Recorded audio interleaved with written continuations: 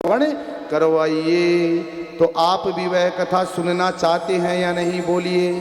कौन कौन सुनना चाहता है? कलिकाल में सर्वप्रथम श्री शिव महापुराण की कथा किसने श्रवण करी, किस महापापी ने करी, वह कथा आप हमें सबसे पहले श्रवण करवाइए। सूत जी महाराज कहते हैं कि हे सोनक आदि 88,000 ऋषियों, कलिकाल में सर्वप्रथम एक पुरुष की भी कथा है और एक स्त्री की भी कथा है।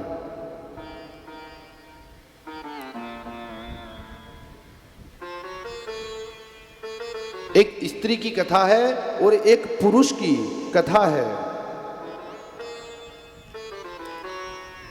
जिसने जीवन भर पाप ही पाप किया, दुष्कर्म ही दुष्कर्म किया, लेकिन अंत समय में उस पर भी भगवान शिव की कृपा हो गई। बोले आप हमें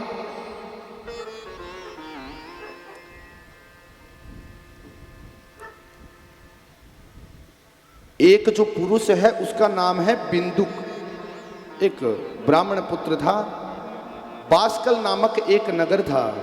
ध्यान दीजिएगा कथा में, वास्कल नगर नामक एक गांव था। उसमें एक ब्राह्मण परिवार रहता था। उसमें एक बिंदुक नाम का व्यक्ति रहता था। जाति से श्रेष्ठ थे, लेकिन अपने कर्मों से श्रेष्ठ नहीं थे। बिंदुक और चंचला दोनों घोर पाप ही पाप करने वाले थे। बसंत यात पापिष्ठा वेद धर्मोजिता जन है। वेद धर्मोचिता जिनः दुष्टा दुर्विषयतात्मानो निर्विदेवाजी वीरतयः। एक वास्कल नगर नामक एक गांव था।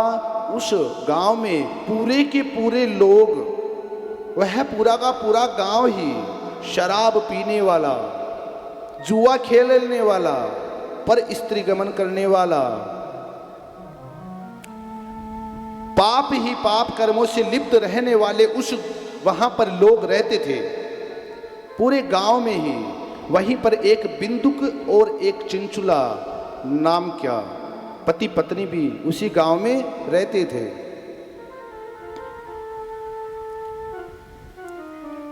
ब्राह्मण पुत्र बिंदुक और उसकी पत्नी भी घोर पाप करते थे। अंतिम समय जब आया बिंदुक का, तो उसकी सर्प काटने से उसकी मृत्यु हो गई।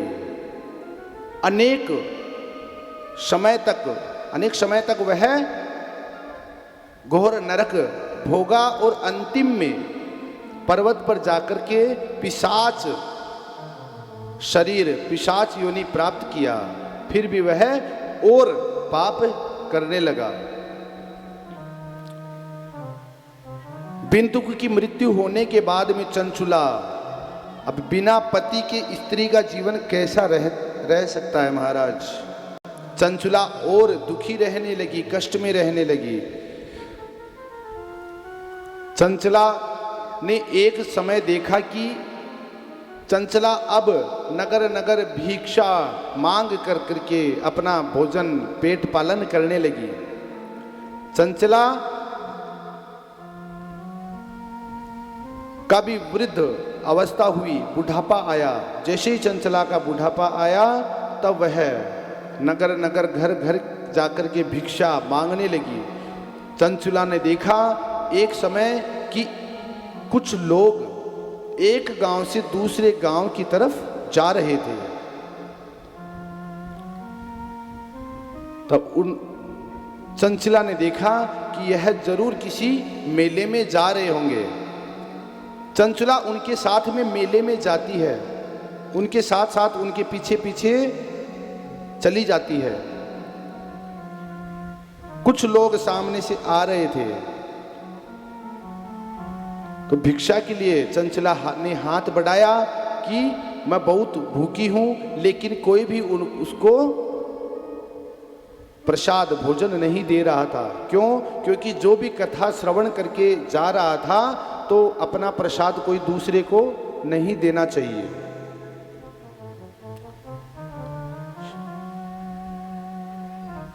चंचला चलती चलती दूसरे गांव में, दूसरे नगर में, दूसरे शहर में पहुंच गई। वहां जाकर के उसने देखा कि एक बहुत सुंदर भगवान शिव का मंदिर था। उस मंदिर के पास में एक सुंदर मंडप बनकर के वहां पर कथा चल रही थी।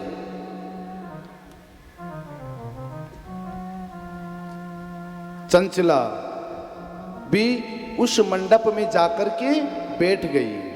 चंचला क्यों बैठी? व्यक्ति कथा के मंडप में आकर के बैठता है तो किसी न किसी स्वार्थ से ही आकर के बैठता है।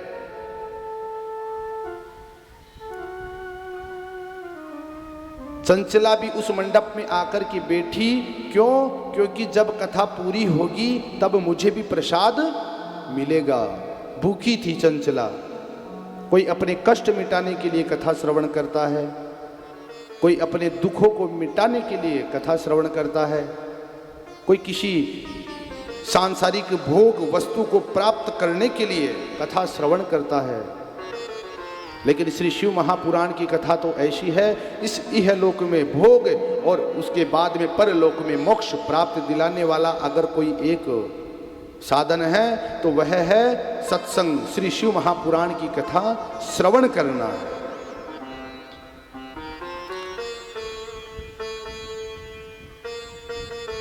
चंचला ने आकर के कथा के मंडप में बैठ गई। प्रथम दिवस की कथा आरंभ हुई। तब वह कथावाचक उसको सभी को सुना रहे थे कि जो व्यक्ति जैसा कर्म करता है उसको स्वयं को ही उसका भोग मिलता है, स्वयं को ही सब भोगना पड़ता है। पराधीन सपने हो सुख नाही। कोई सोचता है कि मेरा पिता से मुझे सुख प्राप्त होगा, नहीं हो सकता। पुत्र से मुझे सुख मिलेगा, नहीं हो सकता। कर्म की गति टाले ना टले। जिसने जो कर्म किया है वही उसको ही भोगना पड़ेगा, स्वयं को ही भोगना पड़ेगा। ऐसा उस मंडप में वह कथावाचक सभी को सुना रहे थे। कथा चल रही थी, तब चंचला घबरा गई। कथावाचक ने कहा, जो व्यक्ति जैसा कर्म करता है उसको स्वयं को ही उसका भोग भोगना पड़ता है। जो व्यक्ति पाप कर्म करके जाता है उसे मृत्यु के बाद में, जब उमा संहिता का जब विवरण आगे आएगा तब उसमें स्वर्ग और नरक के बारे में काफी समझाया गया है। आगे जब कथा आएगी मैं उसमें आप सभी को समझाने का प्रयास करूंगा। कथावाचक कह रहे थे कि जो व्यक्ति जैसा कर्म करता है उसको स्वयं को ही उसका भोग भोगना पड़ता है। मृत्यु के बाद में जो व्यक्ति पाप कर्म करता है उसे गरम कड़ाही में तेल में डाला जाता है, शरीर दूसरा वहां पर बना दिया जाता है। एक एक हस्त अपने जितना हाथ है आगे का उतने उतने जीव बना दिए जाते हैं। अनेक प्रकार के कष्ट यातनाएं भोगनी पड़ती है। चंचला घबरा गई, डर गई कथा श्रवण करके। बोले महाराज, जब कथा पूरी हुई, आरती का समय हुआ, तब चंचला दौड़ करके कथावाचक के पास में आई और चरणों में गिर गई। बोले महाराज, कथा अभी आरती मत कीजिए, अभी आरती आप रुक जाइए। रोने लगी चंचला। बोले महाराज, मैंने जीवन में कोई भी पुण्य कर्म नहीं किया है, लेकिन महाराज आपने बताया कि जो व्यक्ति स्वयं कर्म करता है उसको स्वयं को ही उसका भोग भोगना पड़ता है। खुद का किया हुआ कर्म खुद को ही भोगना पड़ता है। व्यक्ति कर्म गलत किसके लिए करता है? अपने परिवार के लिए, अपने वंश के लिए। धन कमाने में भी दोष लगता है। इसलिए शास्त्रों ने तो कहा है कि जितना हम कमाते हैं उससे दशांश अवश्य धर्म कर्म में लगाना चाहिए, जिससे हमारा धन पवित्र होगा। जब आपके घर का धन, आपके घर में धन, पवित्र धन जब आपके घर में आएगा, पवित्र लक्ष्मी जब आपके घर में आएगी, तब आपके आने वाले वंश का सद्विचार बना रहेगा। क्योंकि जैसा खाए अन्न वैसा हो,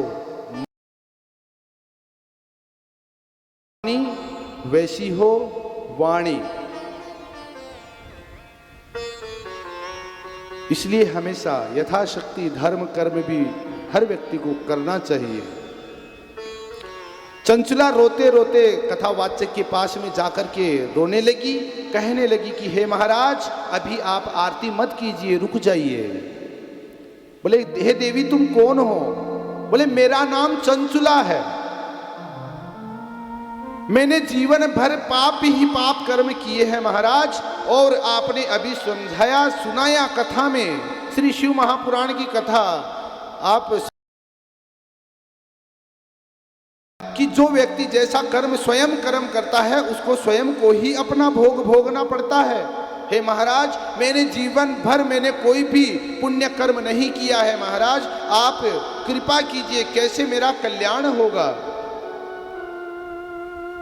संत हृदय निर्मल अति पावन,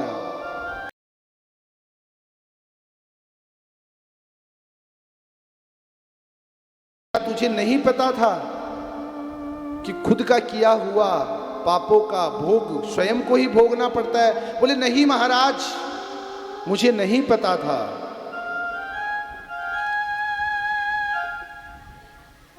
बोले तो तुम क्या चाहती हो?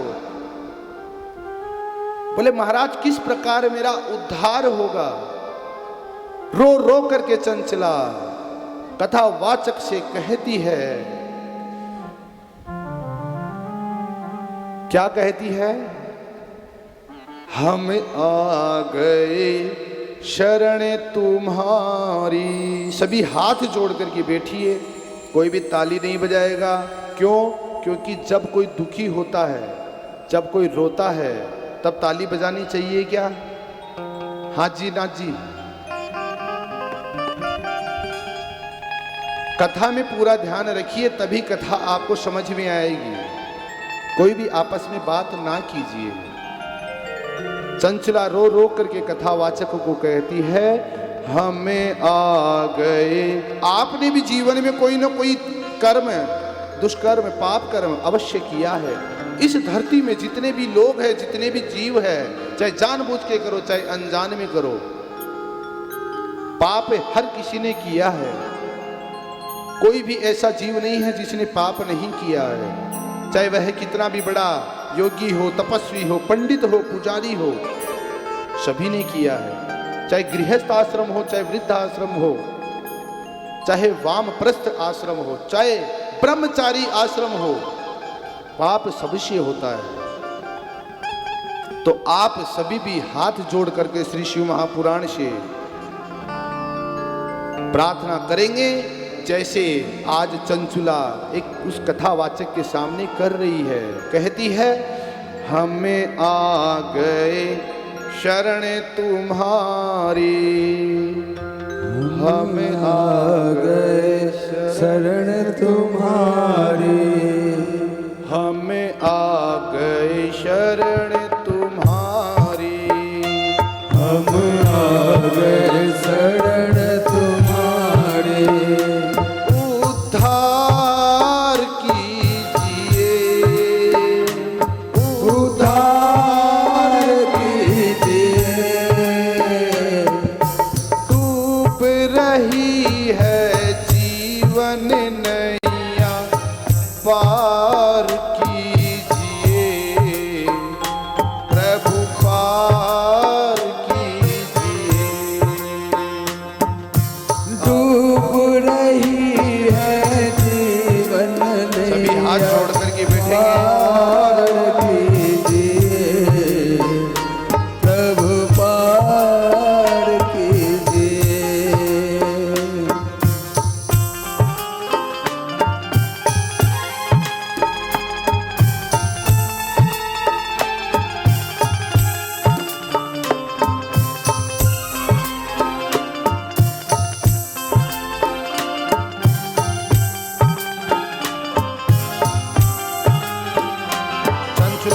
वाचक ने कहा कि हे देवी,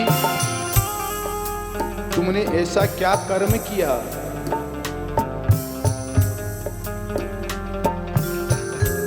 बचपन में, बाल अवस्था में, युवा में, वृद्धावस्था में क्या ऐसा किया?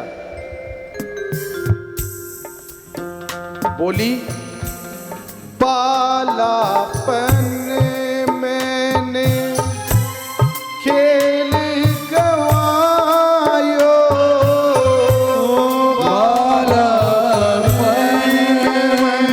सभी का जीवन कैसे गुजरता है? यौवन भी मस्ती में लुटायो, यौवन भी मस्ती में लुटायो, यौवन भी मस्ती में लुटायो, यौवन भी मस्ती में लुटायो। हे महाराज, बचपन तो मेरा माता पिता के घर में मेरा खेल कूद में गुजर गया। हे महाराज, बचपन तो मैंने खेल खेल में बिता दिया, और जब मेरी शादी हुई,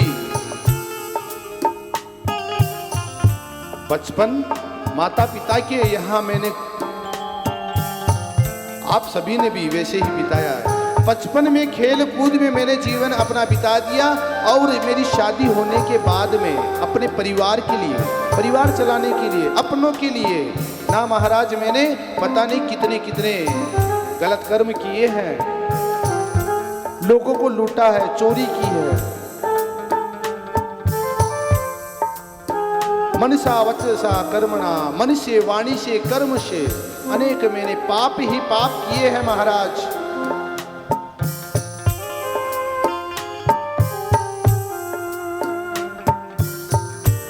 अनेक मैंने पाप किए हैं।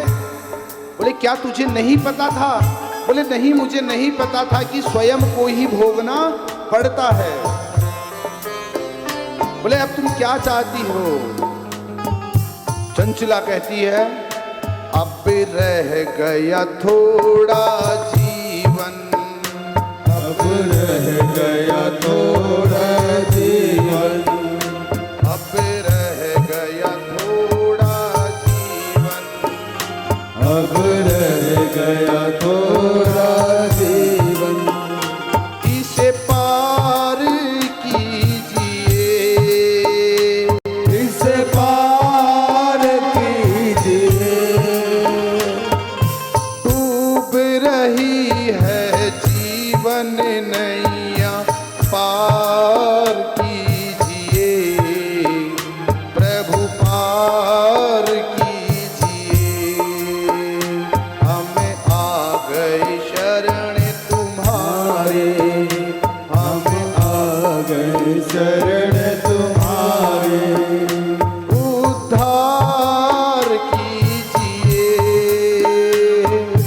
पार कीजिए,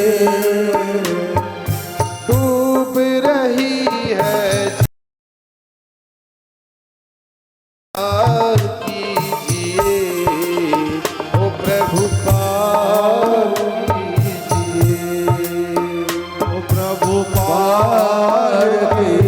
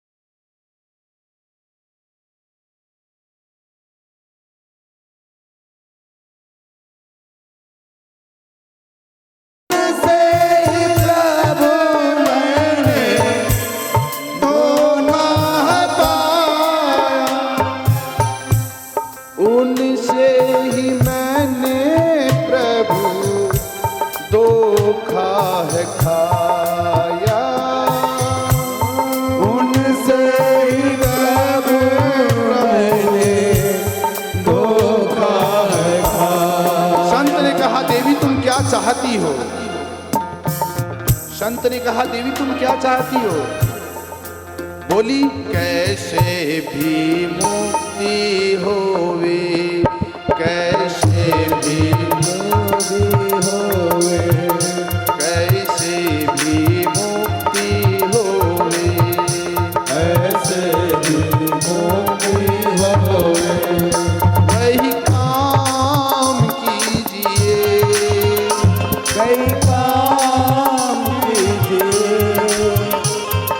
डूब रही है जीवन नैया पार कीजिए, प्रभु पार कीजिए, पार कीजिए, प्रभु पार कीजिए। हरे हरे महादेव, हरे हरे। महादेव। कथावाचक की आंखों में आंसू आ गए और चंचला से कहा कि देवी आज मैंने कथा आरंभ कर दी है श्री शिव महापुराण की। काल व्याल महात्रास विध्वंस कर्म उत्तमम, काल रूपी पापों के समूह को जो भस्म कर दे वह मात्र एक ही साधन है, श्री शिव महापुराण की कथा। आज मैंने कथा आरंभ कर दी है, प्रतिदिन तुम कथा श्रवण करो, महादेव अवश्य कृपा करेंगे। चंचला प्रतिदिन कथा मंडप में आकर के प्रतिदिन कथा श्रवण करती है। व्यक्ति अभाव से, व्यक्ति किस लिए आज ज्यादा परेशान है? धन से उतना परेशान नहीं है महाराज। व्यक्ति अभाव से उतना परेशान नहीं है, स्वभाव से ज्यादा परेशान है। अभाव से ज्यादा स्वभाव से व्यक्ति दुखी है, और स्वभाव को बदलने का मात्र एक साधन है तो वह है सत्संग।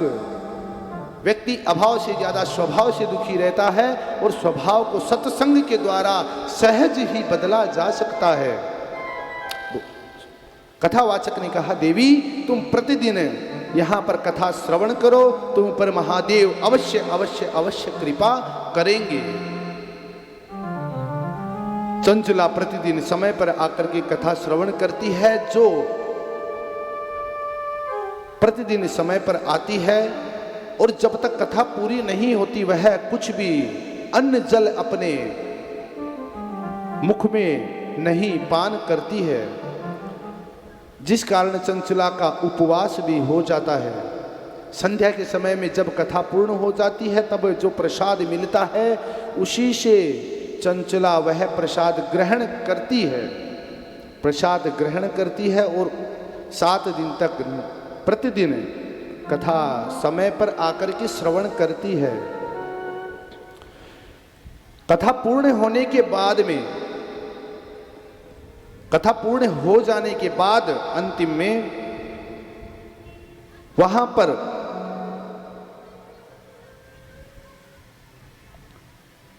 जो शिव मंदिर था वहीं पर चंचला रहने लग जाती है। कथावाचक ने से आशीर्वाद लिया और कथावाचक ने कहा कि देवी तुम यहीं पर हमेशा अब जो जीवन बचा है वह जन कल्याण के लिए, लोगों की सेवा के लिए अपना इस शरीर से काम करो। शरीर का कल्याण, तुम्हारे देह का, तुम्हारी आत्मा का कल्याण तभी हो सकता है। अब तुम जीवन भर जो भी समय तुम्हारा बचा है वह जन कल्याण के लिए लगाओ।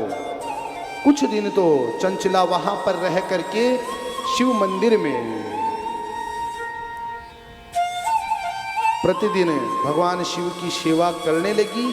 कुछ दिनों बाद में चंचला की मृत्यु हो जाती है। ध्यान दीजिएगा, कुछ ही दिनों में चंचला की मृत्यु हो गई।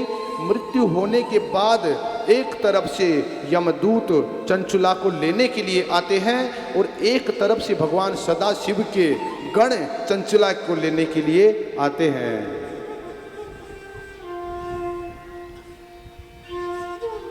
चंचला के गले में उस समय में एक रुद्राक्ष की माला रहती है। रुद्राक्ष की महिमा,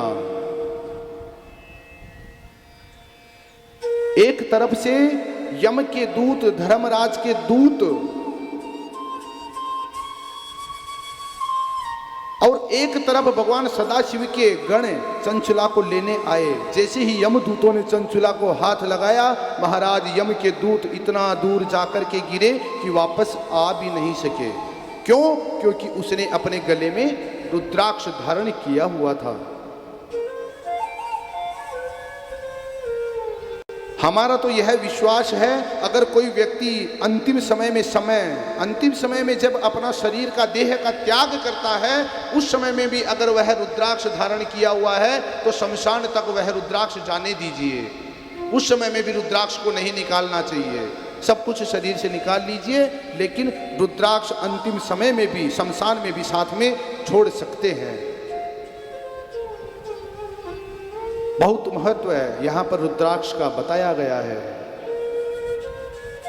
यमदूत ने देखा कि एक यमदूत जैसे ही उस चंचुला को हाथ लगाया, बहुत दूर जाकर के वह गिरा। और बाकी यमदूतों ने देखा कि इस चंचुला ने जीवन भर पाप ही पाप किया है, लेकिन ऐसा क्या इसने कर्म कर लिया कि यमदूत को यातना भोगनी पड़ रही है। महाराज यमलोक में, धर्मलोक में, यमलोक में यमराज भी रुद्राक्ष और त्रिकुंड धारण नहीं करता है। क्यों? भगवान शिव का भक्त है यमराज, लेकिन धारण नहीं करता है। कहा क्यों? बोले अगर मैं, यमराज से पूछा कि आप भगवान शिव के इतने बड़े भक्त हैं, लेकिन आपने रुद्राक्ष धारण नहीं किया है, आपने त्रिकुंड धारण नहीं किया है, आपने चंदन नहीं लगाया है, क्यों?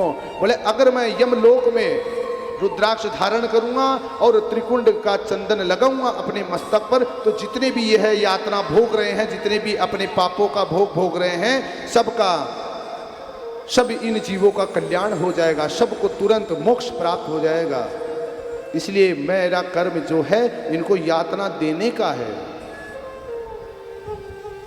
रुद्राक्ष की तो इतनी महिमा है, बताई गई है। तो आप सभी से भी हम एक ही निवेदन करते हैं, हमेशा मस्तक पर तिलक और श्री शिव महापुराण की कथा जो भी सुनने के लिए आए, मस्तक पर तिलक और गले में रुद्राक्ष अवश्य रखें। और यह तो आप प्रतिदिन ही रखें, ना जाने कब हमारा शरीर, आत्मा छोड़ करके चली जाए। इसलिए हमेशा रुद्राक्ष की माला अपने गले में, जितने भी हमारे भैया मैया यहाँ पर बैठे हुए हैं, सभी कल से रुद्राक्ष जरूर पहन करके आएंगे। और जो भी यहाँ से रुद्राक्ष पहन करके आएगा, उसे और ज्यादा फल प्राप्त होगा। चंचुला को जैसे ही यमदूत ने हाथ लगाया, यमदूत काफी दूर जाकर के गिरा। यमदूत जो बाकी 3 यमदूत वहां पर खड़े हुए थे, बोले कि ऐसा क्या इसने कर्म कर लिया। उसी समय भगवान शिव के मुख्य गणों ने कहा कि हे यमदूतों, इस चंचुला को कोई भी हाथ नहीं लगाएगा। बोले क्यों? बोले इसने जीवन भर, इसने अपने नगर में पाप ही पाप, पापिष्ठान, पाप ही पाप किया है, तो इसे आप कहां लेकर के जाएंगे? बोले यह भगवान शिवलोक का अधिकारी है। बोले ऐसा इसने क्या किया है? बोले इसने अपने जीवन में कुछ भी कर्म नहीं किया है, हमेशा पाप ही पाप किया है, लेकिन इसने अंतिम समय में श्री शिव महापुराण की कथा प्रतिदिन समय पर आकर के श्री शिव महापुराण की कथा श्रवण करी है, इसलिए यह शिवलोक की अधिकारी है। तभी यमदूत और जो भगवान शिव के गण वहां पर आए थे, सभी ने सुंदर विमान बनाया। विमान बना करके वह शिवलोक में चंचुला को लेकर के गए। चंचुला को जैसे ही शिवलोक लेकर के पहुंचे, पार्वती मैया स्वयं चंचुला का स्वागत करने के लिए शिवलोक के द्वार पर आती है और चंचुला का स्वागत करती है कि हे देवी, इस मृत्यु लोक में जिसने पहली बार कथा श्रवण करी है श्री शिव महापुराण की, पूरी कथा प्रतिदिन समय पर जाकर के जिसने कथा श्रवण करी है वह पहली नारी तुम हो। इसलिए तुम्हारे जितने भी संचित कर्म हैं वह सभी भस्म हो गए हैं। काल व्याल महात्रास विध्वंस कर्म उत्तमम, क्योंकि आपने श्री शिव महापुराण की कथा श्रवण करी है। इसलिए हे देवी, आज से तुम मेरे साथ में इसी शिवलोक में रहोगी और तुम मेरी सखी बनकर के रहोगी। अच्छा लगे तो ताली जरूर बजा दिया करो, क्योंकि ताली बजाने से क्या होता है, जो हमारी दुख की रेखा है वह सुख में बदलती है, और जो श्रेष्ठ रेखा होती है वह परम श्रेष्ठ रेखा बन जाती है। तो आप लोग जितनी भी यहाँ पर माताएं बैठी हैं, वो क्या पार्वती मैया की सखी नहीं बनना चाहती हैं क्या? कौन कौन बनना चाहती है? तो ताली, आप लोग ताली ठीक से नहीं बजा पा रहे तो कैसे शिवलोक तक पहुंचेंगे? इसलिए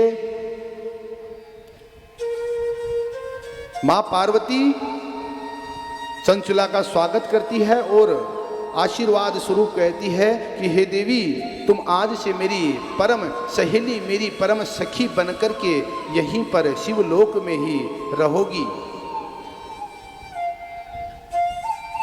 चंचुला ने मां पार्वती से कहा कि हे माता, आपने जब मुझे सखी बना लिया है, हे देवी, हे पार्वती मैया, आपने जब मुझे सखी बना लिया है तो मुझे एक आपसे काम है। बोले क्या? बोले जो कुछ ही दिनों पहले मेरे पति बिंदुक की सर्प के काटने से मृत्यु हो गई थी। किसके काटने से मृत्यु हुई? सर्प के काटने से बिंदुक की मृत्यु हो गई थी।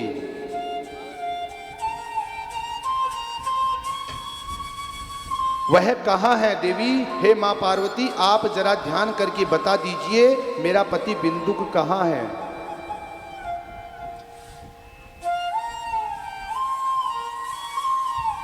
बोले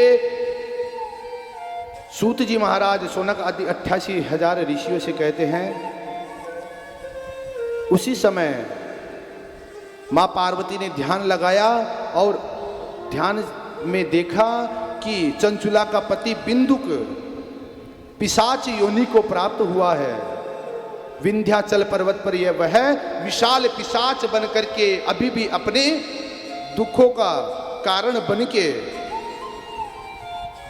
पिशाच योनि प्राप्त करके वह कष्ट भोग रहा है, और इस समय भी वह कष्ट ही कष्ट भोग रहा है, और फिर भी वह इस समय में पाप ही पाप कर रहा है। बोले हे देवी, हे मां पार्वती, हे मैया, आपने जब मुझे सखी अगर माना ही है तो मेरा एक काम कर दो, आप कैसे भी करके मेरे पति बिंदुक को श्री शिव महापुराण की कथा श्रवण करवा दो। तभी मां पार्वती ने भगवान सदाशिव से, भगवान शंकर से प्रार्थना करी कि हे देवादिदेव महादेव, मेरी सखी चंचला का पति विंध्याचल पर्वत पर पिशाच बन करके आज भी पाप ही कर रहा है और आज भी दुख ही भोग रहा है। आप एक बार उसे श्री शिव महापुराण की कथा श्रवण करवा दीजिए, कृपा कर दीजिए। तभी भगवान सदाशिव ने आदेश दिया अपने गणों को कि आप जाओ और तुम्बरु नाम के गंधर्व को, किसको? तुम्बरु नाम के गंधर्व को, ध्यान दीजिए, देवलोक के जो कथावाचक हैं, देवलोक के जो कथावाचक हैं उनका नाम है तुम्बरु नामक गंधर्व। वह एक गंधर्व है, उनका नाम है तुम्बरु। क्या नाम है? तुम्बरु नाम का गंधर्व को बुलाने का आदेश भगवान शिव देते हैं। भगवान शिव के गण जाकर के तुम्बरु को बुला के लाते हैं। भगवान शिव ने आदेश दिया कि हे तुम्बरु, तुम जाओ और विंध्याचल पर्वत पर एक बहुत विशाल पिशाच बैठा हुआ है, तुम जाकर के उसको श्री शिव महापुराण की कथा श्रवण करवाओ, जिससे उसके काल व्याल महात्रास विध्वंस कर्म उत्तमम, जिससे उसने जितने भी काल रूपी पापों के समूह इकट्ठा किया है वह सब भस्म हो जाए। विध्वंस कर्म उत्तमम, विध्वंस कर्म करके उसको उत्तम परम गति प्राप्त हो। तुमरु गया, भगवान शिव के 4 गण गए और तुमरु को ब्रह्म पास में बांधा। ब्रह्म पास में बांध करके विंध्याचल पर्वत पर ही एक व्यासपीठ बनाई, स्थान बनाया। तुमरु को वहां पर व्यासपीठ में बैठाया, तुमरु कथा श्रवण करवाई। प्रति समय हर क्षण विंध्याचल पर्वत पर बिंदुक नाम के पिशाच को, और जैसे ही श्री शिव महापुराण की पूरी कथा उस पिशाच ने श्रवण करी, उसी समय वह अपना पिशाच शरीर छोड़ करके बहुत सुंदर शरीर से, उसी देह से, उसी शरीर से प्रकट हो गया। भगवान शिव के मुख्य गण सभी उसको लेकर के तुमरु को पिशाच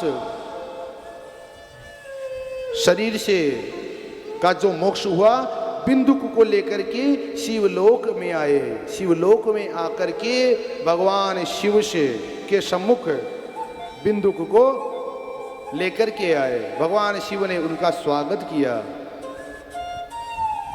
और भगवान शिव ने वरदान दिया कि हे बिंदुक, अगर किसी व्यक्ति ने, पुरुष ने अगर कथा श्रवण करी है तो वह सर्वप्रथम तुम हो। तुमने इस कलिकाल में सर्वप्रथम कथा श्रवण करी है श्री शिव महापुराण की, इसलिए तुम्हारे जितने भी संचित कर्म थे वह सभी मिट गए हैं। अब तुम पुनरपि जन्मम पुनरपि मरणम, फिर से जन्म मृत्यु के चक्र के बंधन से आज तुम मुक्त हो चुके हो।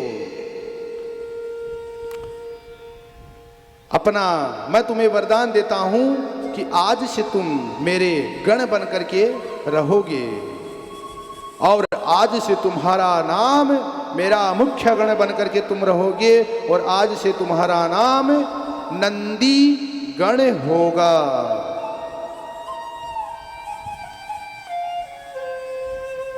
अपना नंदीगण बनाया और मां पार्वती ने, मैया पार्वती ने चंचुला को वरदान दिया कि अब तुम हमेशा मेरे साथ ही रहोगी, मेरी परम सखी बन करके रहोगी और आने वाले कलिकाल के समय में पुराणों में शिव जब भी कथा होगी तब हे चंचुला तुम्हारी कथा अवश्य होगी। और मैं तुम्हें वरदान देती हूँ आज से तुम्हारा नाम विजया होगा। बोलिए शंकर भगवान की जय, श्री शिव महापुराण की जय। ये है शिव महापुराण।